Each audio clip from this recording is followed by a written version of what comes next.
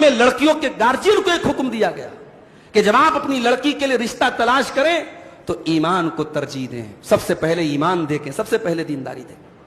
ہمارے یہاں بڑے افسوس کی بات ہے، بعض لوگ بلڈنگ دیکھ کر، دولت دیکھ کر، چکا چوند دیکھ کر اپنی بیٹیوں کی شادی ایسے انسان سے کر دیتے ہیں جو سر سے پیر تک شرک میں لت پت ہوتا ہے، جو گناہوں میں ڈوبا ہوتا ہے، جو شرابی ہوتا ہے، جو بدکار ہوتا ہے۔ اور کیا کہا جاتا ہے صاحب؟ ارے لڑکی ہے، شادی کے بعد سنبھال لے گی، سدھار دے گی۔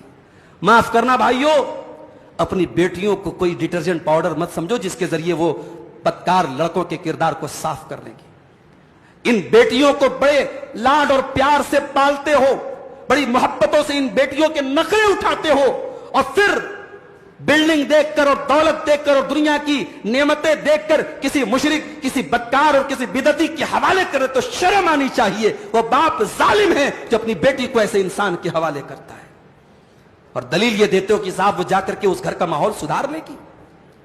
جان بوجھ کر کے اپنی بیٹیوں کو جہنم کی آگ میں مت ڈالو میرے بھائی۔ مکہ کے مشرکین، مکہ کے کفار بیٹی پیدا ہوتی تھی زندہ زمین میں گاڑ دیتے تھے۔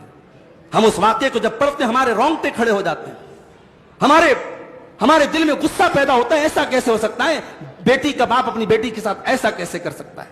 مگر آج جب ہم دیکھتے ہیں کتنی بیٹیاں ہیں اپنے باپ کے غلط فیصلوں کی قیمت چکا رہی ہیں، اور ایک بدکار، ایک مشرک، ایک بدعتی گھر میں جا کر کے توحید سے دور ہیں، دین سے دور ہیں، اسلام سے دور ہیں، اپنے ماں باپ کو کوستی ہیں کہ میرے ماں باپ نے جان بوجھ کر کے میری زندگی کو برباد کیا۔